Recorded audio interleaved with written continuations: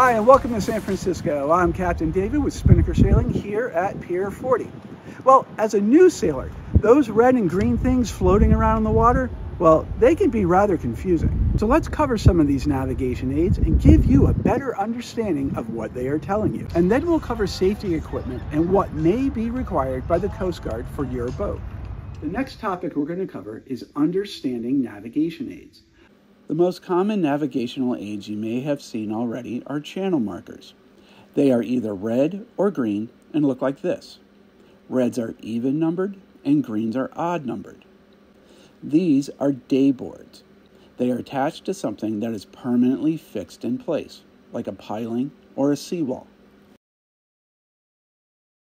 Another type of channel markers are buoys. Unlike day boards, they are attached to the seabed at the bottom of the channel. These are medium-sized buoys and are referred to as nuns and cans. Nuns are red, cans are green. These buoys, combined with day boards on pilings, lead the way in and out of most non-commercial channels. Channel markers that need to be seen by larger ships look like this. Here's a drawing of an inlet with several types of markers. Let's identify the ones we just covered. These are day boards on pilings. Triangles are red, squares are green. These are day boards on seawalls. They are permanently attached.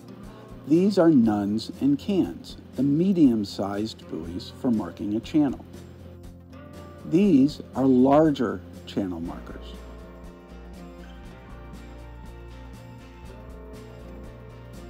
Here we have some preferred channel markers. Preferred channel markers are telling you that there is a fork in the road, meaning there are two channels ahead and one is the preferred channel, most likely for adequate depth. In the San Francisco Bay, these mostly guide large ships. But in areas where there is shallow water, such as Florida, they are there to keep you out of the mud. Going back to this diagram, I can explain what the preferred channel markers are saying to you. Our first preferred channel marker is here and is colored red, green, red. Think of the buoy as speaking to you. It is saying, I am red on top. Keep me to your starboard side and look for your next green marker and proceed to port. This preferred channel marker is marked green, red, green. It is telling you, I am green on top. Keep me to your port side and look for your next red marker and proceed to starboard. Another type of buoy you will see often is the control or restriction buoy. These white buoys are there to tell you there is something to be aware of. They are either telling you to do something or telling you there is a restricted area. Restricted area buoys will have an orange diamond on it. This one is saying is that you are approaching a swimming area and it is restricting boats from entering. This one is warning you of a submerged rock. This buoy here is actually in our marina. It is telling you to slow down and that it is a no-wake zone. The Coast Guard's buoy system is set up with the thought of vessels returning home.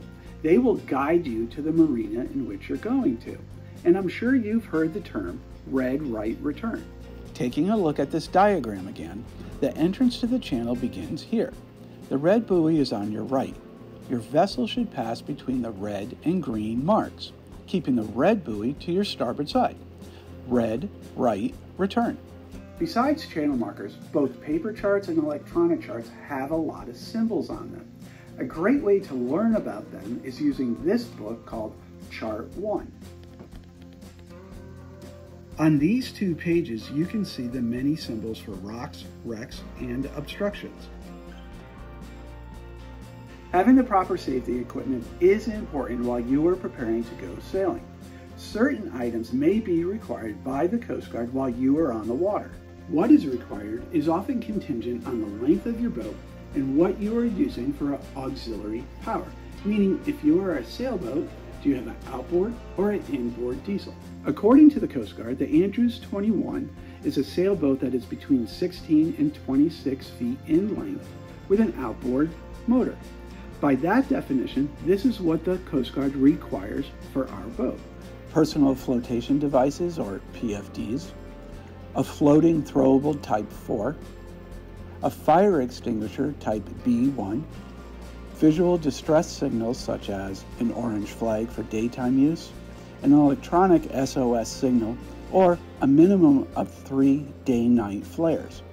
You'll also need a sound-producing device such as a whistle or horn. Some additional pieces of equipment you may want to have are extra lines, 1 or 2 additional fenders, a VHF radio, paper charts, and a first aid kit. Obviously, we've just scratched the surface on these 2 topics. Listed in the description below are sites you can visit to get more information.